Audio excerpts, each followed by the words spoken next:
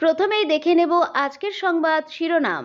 জানাবো আজকের বাছাই করা গুরুত্বপূর্ণ তাজা খবর। শুরুতেই হেডলাইন। বাংলাদেশি বলে ওড়িশায় মার, মুর্শিদাবাদের যুবককে বাড়ি ফিরেও পিছু ছাড়ছে না আতঙ্ক। ভোটের আগে বঙ্গ বিজেপিতে ছন্দপতন, একের পর এক ইস্তফা এক ঝাঁক নেতৃত্বের। মমতা বন্দ্যোপাধ্যায়ের মন্তব্যের কড়া জবাব অগ্নিমিত্রা আর মীনাক্ষীর, তালিবানদের সঙ্গে তুলনা। দুর্গাপুর গণধর্ষণ কাণ্ডে গ্রেপ্তার ৩ অভিযুক্তকে ১০ দিনের পুলিশি হেফাজতে পাঠালো আদালত। বিজেপিকে চড় মেরে বুঝিয়ে দিতে হবে, ফের স্বমেজাজে অনুব্রত। উত্তরে দুর্যোগ প্রশাসনের কাজের প্রশংসায় মুখ্যমন্ত্রী। আসছি বিস্তারিত খবরে। বাংলাদেশি বলে ওড়িশায় মার, মুর্শিদাবাদের যুবককে বাড়ি ফিরেও পিছু ছাড়ছে না আতঙ্ক। ফের বাংলাদেশি তকমা দিয়ে বিজেপি শাসিত রাজ্যে বাংলার এক যুবককে বেধড়ক মার। ফের প্রতিবেশী ওড়িশা রাজ্যে এই ঘটনা ঘটেছে বলে অভিযোগ। গুরুতর চোট আঘাত নিয়ে কোনো রকমেও রাজ্য থেকে বাড়িতে পালিয়ে এসেছেন তিনি। এখন তিনি বাড়িতেই চিকিৎসাধীন। ঘটনায় প্রবল আতঙ্কে ওই যুবক। প্রসঙ্গত, ওড়িশাতে এর আগেও একাধিকবার বাংলার পরিযায়ী শ্রমিক একইভাবে হেনস্থার শিকার হয়েছেন বলে অভিযোগ। জানা গিয়েছে, মুর্শিদাবাদের নওদা থানার গোঘাট এলাকার বাসিন্দা পেশায় ফেরিওয়ালা নাসির উদ্দিন বিশ্বাস।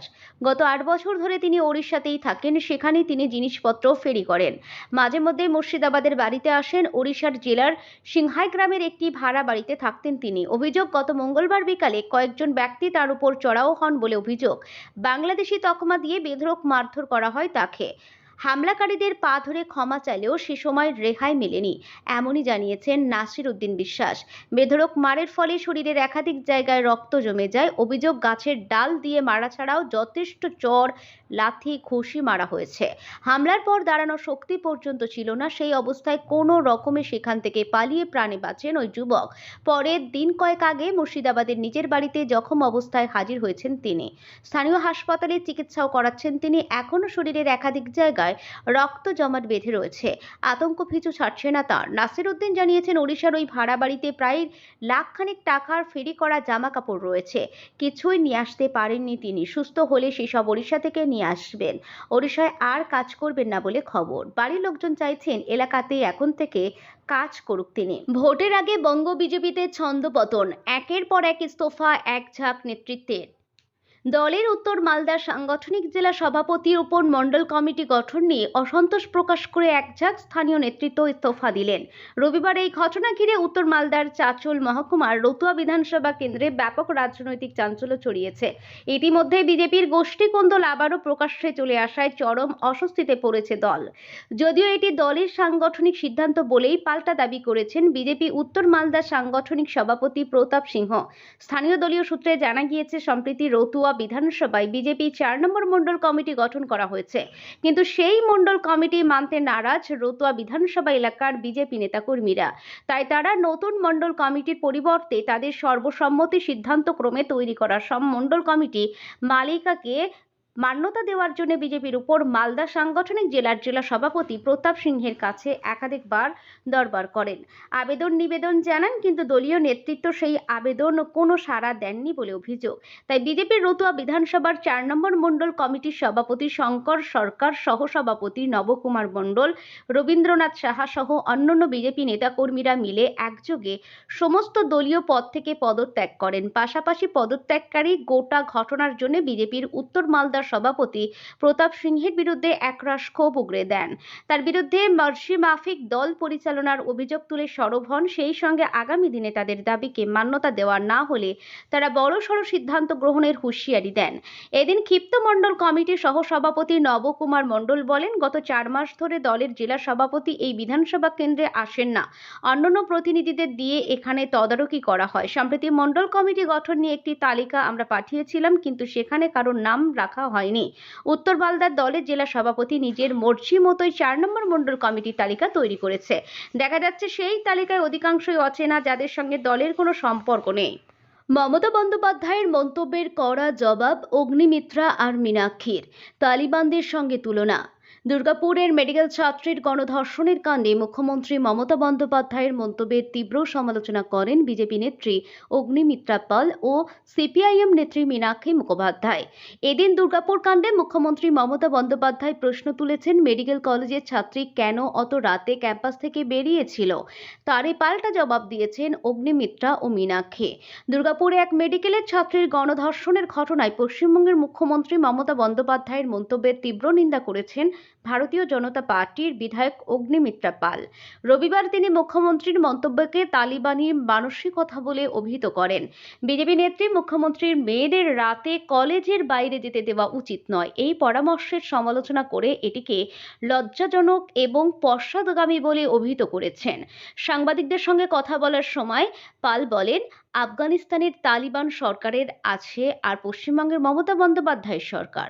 মমতা বন্দ্যোপাধ্যায় আজ বলছেন যে দুর্গাপুরের ঘটনার শিকার মেয়েটি রাত 12টায় বাইরে গিয়েছিল। মমতা বন্দ্যোপাধ্যায় দয়া করে মিথ্যা বলবেন না। সিসিটিভি ফুটেজে দেখা যাচ্ছে যে সে রাত 7:58 বা 8টার দিকে খাবার আনতে গিয়েছিল। তাই দয়া করে মেয়েটির এবং প্রতিষ্ঠানের উপর দোষ চাপানোর চেষ্টা করবেন না। আপনি কি মনে করেন রাত 12টার পর মহিলারা বাইরে বেরোবে না? হাসপাতালে যারা নাইট ডিউটি করেন সেই ডাক্তাররা বেরোবেন না? যে নার্সরা আমাদের সেবা দেন তারা বেরোবেন না? আইটি সেক্টরের লোকেরা তাদের দায়িত্ব পালনে বেরোবেন না? পরিষেবা শিল্পের লোকেরা বাইরে যাবেন না? এই ধরনের তালিবানি মানসিকতা লজ্জাজনক। পাল আরও অভিযোগ করেন যে তৃণমূল কংগ্রেস সরকার অপরাধীদের রক্ষা করছে এবং নির্যাতিতাদের দোষারোপ করছে। তিনি আরও জোর দিয়ে বললেন যে পশ্চিমবঙ্গের মানুষ 2026 সালের বিধানসভা নির্বাচনে শাসক দলকে একটি কড়া বার্তা দেবে। দুর্গাপুর গণধর্ষণ কাণ্ডে গ্রেপ্তার 3 অভিযুক্তকে 10 দিনের পুলিশি হেফাজতে পাঠালো আদালত। দুর্গাপুর গণধর্ষণ কাণ্ডে রবিবারই 3 অভিযুক্তকে গ্রেপ্তার করে পুলিশ। যদিও মূল 2 অভিযুক্ত এখনও পলাতক, তাদের খোঁজে এখনও জারি রয়েছে তল্লাশি অভিযান। এদিকে আটক হওয়া অভিযুক্তদের রবিবারই আদালতে পেশ করে পুলিশ। তাদের 10 দিনের পুলিশি হেফাজতে পাঠিয়েছে আদালত। ইতিমধ্যেই মূল অভিযুক্তের খোঁজে ধৃতদের জিজ্ঞাসাবাদ শুরু করেছে তদন্তকারীরা।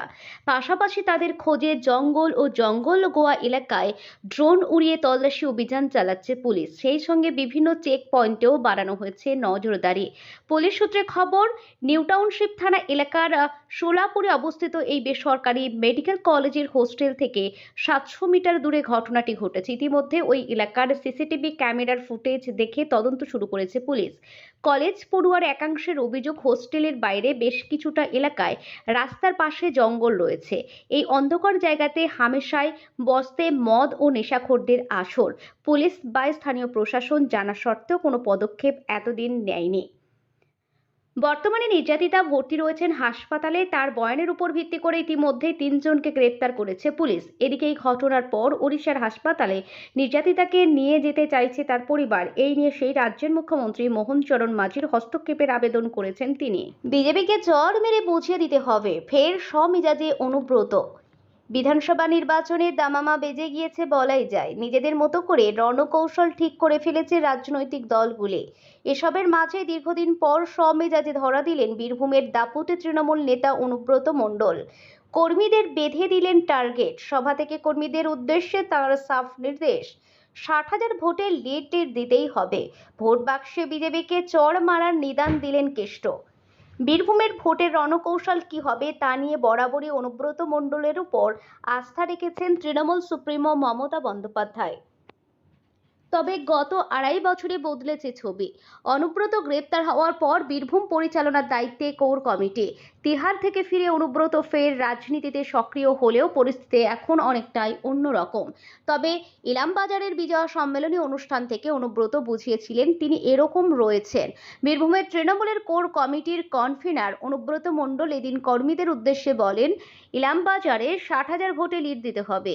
এনআরসির মাধ্যমে অনেকের নাম ভোটার তালিকা থেকে বাদ দেওয়া হয়েছে, তাই সংগঠনকে আরও শক্ত করতে হবে। বিজেপিকে চড় মেরে বুঝিয়ে দিতে হবে ভোট বাক্সে। পাশাপাশি তিনি আরও বলেন, 2026 সালের নির্বাচন খুব কঠিন হবে, তাই এখন থেকে সবাইকে সিরিয়াস হতে হবে। সব মিলিয়ে অনুব্রত বুঝিয়ে দিলেন, পরিস্থিতি যাই হোক একই শক্তিতে লড়ার জন্য প্রস্তুত তিনি। তাঁর এই বক্তব্যে আরও চাঙ্গা কর্মী সমর্থকরা।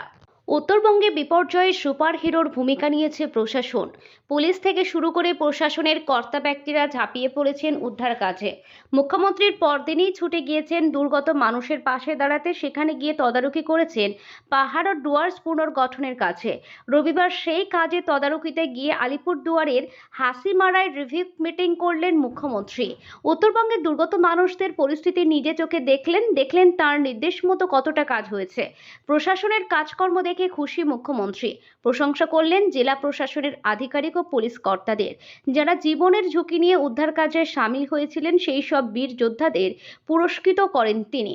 রবিবার রিভিউ মিটিং এর পর মুখ্যমন্ত্রী জানিয়ে দেন, আলিপুরদুয়ার জেলা পুলিশ ও প্রশাসন দারুণ কাজ করেছে। 100তে 100 পেয়েছে প্রশাসন। পুলিশ কর্মতৎপরতায় দ্রুত বাসিন্দাদের নিরাপদ স্থানে সরিয়ে নিয়ে যাওয়া সম্ভব হয়েছে। ফল এত বিপর্যয়ের পরেও প্রাণহানির ঘটনা ঘটেনি। এর জন্য পুরো কৃতিত্ব জেলা পুলিশের। বিপর্যয়ের পরেই প্রিন্সিপাল সেক্রেটারিদের কাছ থেকে বিস্তারিত তথ্য জেনে প্রয়োজনীয় নির্দেশও দিয়েছিলেন মুখ্যমন্ত্রী। এদিন তা পর্যালোচনা করেন। এলাকা পুনর্গঠনের জন্য সংশ্লিষ্ট দপ্তরের প্রধান সচিবদের দায়িত্ব দেন। পানীয় জলের ব্যবস্থাকে দ্রুত স্বাভাবিক করার নির্দেশ দেন। কৃষকদের ক্ষতির পরিমাণ দ্রুত সমীক্ষা করতে বলেন। ত্রাণ বিলির অবস্থার খোঁজ নেন মুখ্যমন্ত্রী। নিজেদের জীবন বাজি রেখে দুর্গতদের উদ্ধার কাজে নিজেকে নিয়োজিত করেছিলেন যারা, তাদের পুরস্কৃত করেন। তার মধ্যে বিপর্যয় মোকাবিলা দপ্তরের কর্মী ও বন বিভাগের কর্মীরাও রয়েছেন। আলিপুরদুয়ারের বিধায়ক সুমন কাঞ্চিলালের কাছ থেকে এলাকার পরিস্থিতি খোঁজ নেন।